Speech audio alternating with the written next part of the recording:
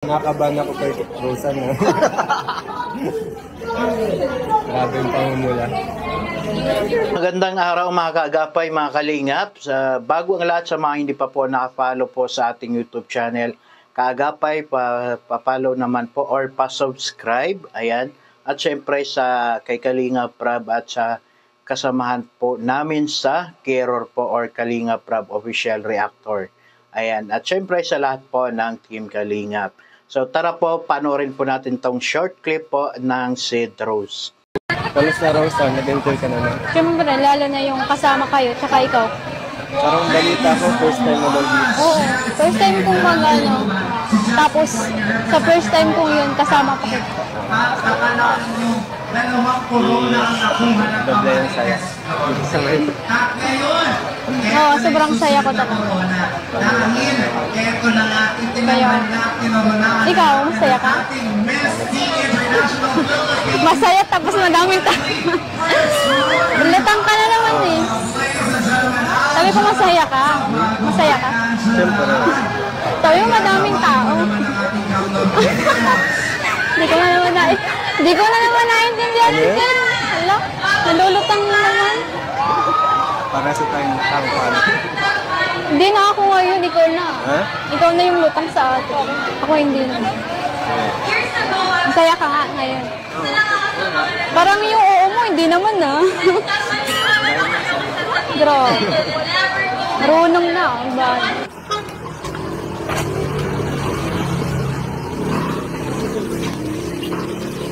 Ano sila oh? Rosan, ano masasabi mo sa yung mga ate? Ayan oh. Ano? Ang gaganda niyo po. Uwe!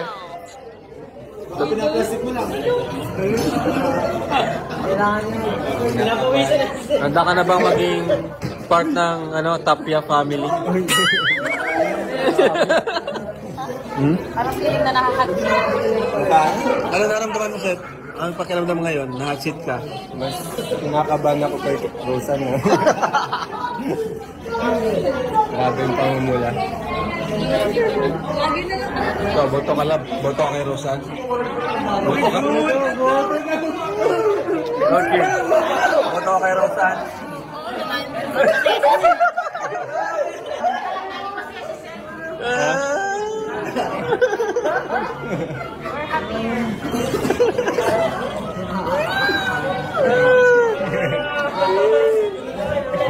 Rosan, bakit nung pagsasabayan niyo ang dadal mo, ano?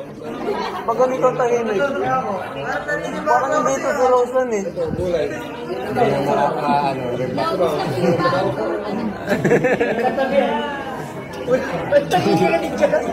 Ang namumula.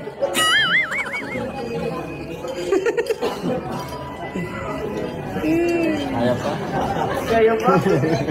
Panood nga po natin itong short clip po na kung saan ay magkausap si Sid at saka si Rose. At yun nga, parang kumain po sila sa isang resto. At yung doon sa part po ng video na nag-uusap sila, napaka-cute po nilang tingnan. Talagang makikita mo na nagbibiroan pa sila. Ayan. Ewan ko ba, laging lutang si Cedric. And yun, doon naman sa isang party kung saan ay parang nakaharap na ni Rose at ang ibang kapatid or ang Tapia family na kung saan bilong po sila Ate Jack. Ayan. So di ba, ang gaganda rin po nila, talagang mga gwapo at mga gwapa ang mga Tapia family. Yun nga, natanong nga nila si Rose Ann kung handa ba siyang pumasok or maging party ng Tapia family. So yun nga, medyo namumula, nagbo-blush on. Kasi nga, nasabi nga ni ni Cedric na yun, namumula daw or nagbo-blush on si Rose. Ayan. Siyempre, kung tayo din naman yung nasa kalagayan po ni Rose Ann, talagang nararanasan natin yung mga ganyang eksena na pag yung nililigawan mo, dinala mo sa pinamit mo sa mga kaibigan mo, kapamilya mo, tapos parang inaano ka pa, parang inaasar ka pa. So talagang iba yung mararamdaman mo, talagang magbo-blast on ka or sobrang hindi ka na makaimik. So ganun lang talaga, normal po yan na nararamdaman po ng isang tao. Pero makikita po natin na talagang si Rose Ann talaga, makikita mo talaga na nandoon yung nahihiya siya at napopressure. Kaya siguro natatawa na lang siya or napapangiti.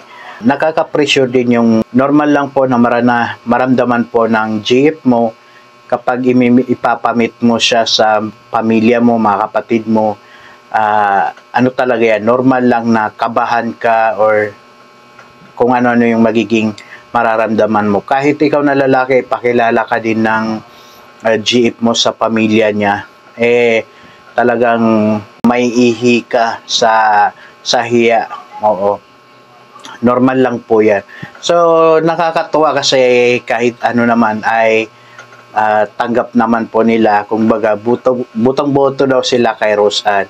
At kung ako din naman yung, kunwari kapatid ko si Sid, oo, kumpara sa akin, pasok naman po sa akin si Rose Ann. Maganda at saka masayahin na bata at madali lang din makasakay.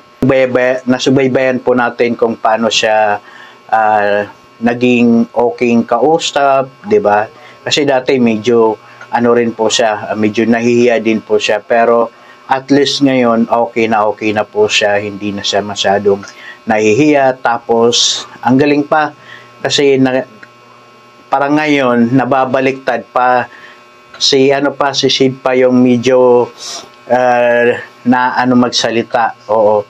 Si Rose Ann grabe na nakikipagpalitan ng salita talaga or sumasagot na kaagad at may mga banat pa talaga siya, 'di ba?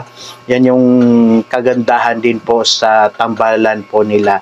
Actually, kung may anuhan lang din, medyo si Cedric pa yung kailangan natin i-build up kasi parang siya pa yung nahihiya ngayon, 'di ba?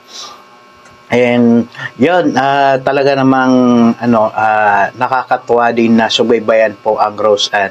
And syempre, lagi tayong magpasalamat po sa mga Sid Rose community na sumuporta din po sa atin. Ayan, mega love shoutout po sa inyo. Thank you.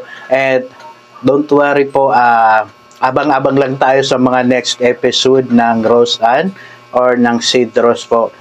Kasi marami pa tayong aabangan. At talaga namang lahat po tayo ay excited din po. Kahit ako, nag-aabang din po ako ng new update. At kung makikita nyo po, kahapon po magkakasama po sila nila ng mga Kalingap Angels. So talagang ngayon, makikita mo talaga na grabe na yung mga glowing po nila or ibang-iba na po yung mga Kalingap Angels. Nakakatuwa.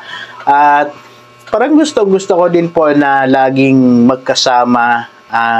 Lagi din po, napansin ko din po na minsan laging magkatabi yung mga si Rose Ann at saka si Carla. Ayan. So, medyo pag nakikita ko silang magkatabi, rin ako, natutuwa ako. Ayan, lahat maganda naman talaga sila. Ayan, wala talagang itutulak kabigin nga sa mga Kalingap Angels. So maraming salamat po. Thank you po sa suporta. And wag po natin kakalimutan mag-subscribe po sa Kalingap Rab at syempre sa mga kasamaan ko po sa Kalingap Rab Official Reactor or Kirort. Ayan. Thank you po. Maraming salamat po and God bless.